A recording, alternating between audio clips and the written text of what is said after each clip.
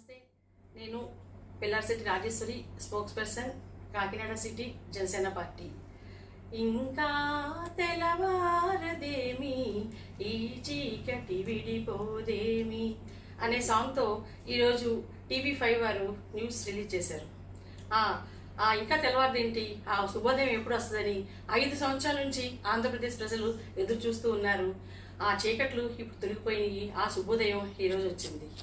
మరి చీకట్లు మూసుకున్న ఆంధ్రప్రదేశ్కి ఈరోజు ప్రజలందరూ కూడా ఉజ్వలమైన ధీటైన రిజల్ట్స్ ఇస్తూ మరి కూటమి దూసుకుపోతా ఉంది. జనసేన పార్టీ, తెలుగుదేశం, బీజేపీతో కూడిన కూటమి అభ్యర్థులు అఖండ విజయంతో ముందుకు దూసుకుపోతూ వైఎస్ఆర్సీపీ పార్టీ అంతానికి వాళ్ళు తీర్పునిచ్చారు. అయితే ఈ యొక్క క్రెడిట్ అంతా కూడా జనసేన పార్టీ అధినేత మా ప్రీతం సోదరులు మా పవన్ కళ్యాణ్ గారికి ఈ క్రెడిట్ అంతా దక్కుతుందని మేము దృఢంగా చెప్పగలం.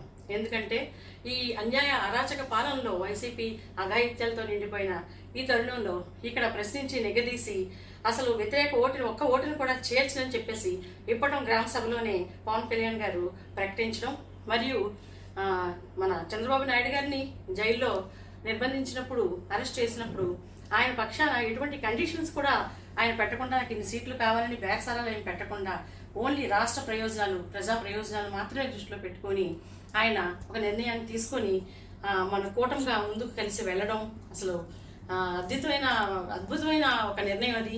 దాంతోనే ఏపీ రాజకీయాలు మారిపోయాయి. కాబట్టి ఆయన ఇప్పటిలో చెప్పిన రోజు మరియు చంద్రబాబు నాయుడు గారు అరెస్ట్ సమయంలో రాజమండ్రిలో ఆయన ప్రకటించడంతోనే వైసీపీ పతనం ఆ రోజే నిర్ధారణ అయిపోయినట్లే అది. అయినప్పటికీ కూడా దాన్ని ధృవపరుస్తూ ఇక్కడ అఫీషియల్గా ఎలక్షన్ రిజల్ట్స్ వెలువడుతూ ఉన్నాయి.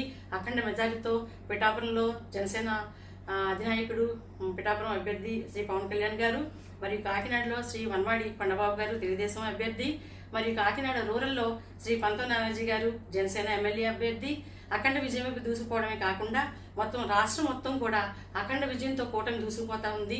మేము ముందుగానే చెప్పినట్లు, ముందు వీడియోలో చెప్పినట్లుగా 150 దాటి కూడా వచ్చినా కూడా ఎటువంటి ఆశ్చర్యం లేదు. ఈ విజయం ప్రజలది. ఈ విజయం ప్రజలకు అంకితం ఇస్తూ రాష్ట్రం యొక్క శుభ పరిణామాలకి నాంది పలుకుతూ ఈ సందర్భంగా ఆంధ్రప్రదేశ్ ప్రజలందరికీ కూడా, ముఖ్యంగా మహిళా లోకానికి ఎన్నోసార్లు నేను విన్నపం చేశాను. మంచి ప్రభుత్వాన్ని ఎన్నుకోండి, తమ్ముడు వైపు నిలబడండి. మన కోసం నిలబడిన ఎన్నో అవమానాలకు గురవుతూ కూడా మన కోసం పోరాటం చేసి మన కోసం గణమెత్తిన నిస్వార్థ నాయకుడు పవన్ కళ్యాణ్ వైపు నిలబడమని చెప్పి ఎన్నోసార్లు పిలుపునివ్వడం జరిగింది. మా అందరి కోరికల్ని, అందరి అభ్యర్థుల్ని మన్నించి ఆంధ్రప్రదేశ్ ప్రజానీకం, ముఖ్యంగా మహిళా లోకం అందరూ కూడా కూటమి వైపు నిలబడి, జనసేన వైపు నిలబడి ఇటువంటి మంచి తీర్పునిచ్చినందుకు అందరికీ ధన్యవాదాలు తెలియజేస్తా ఉన్నాను.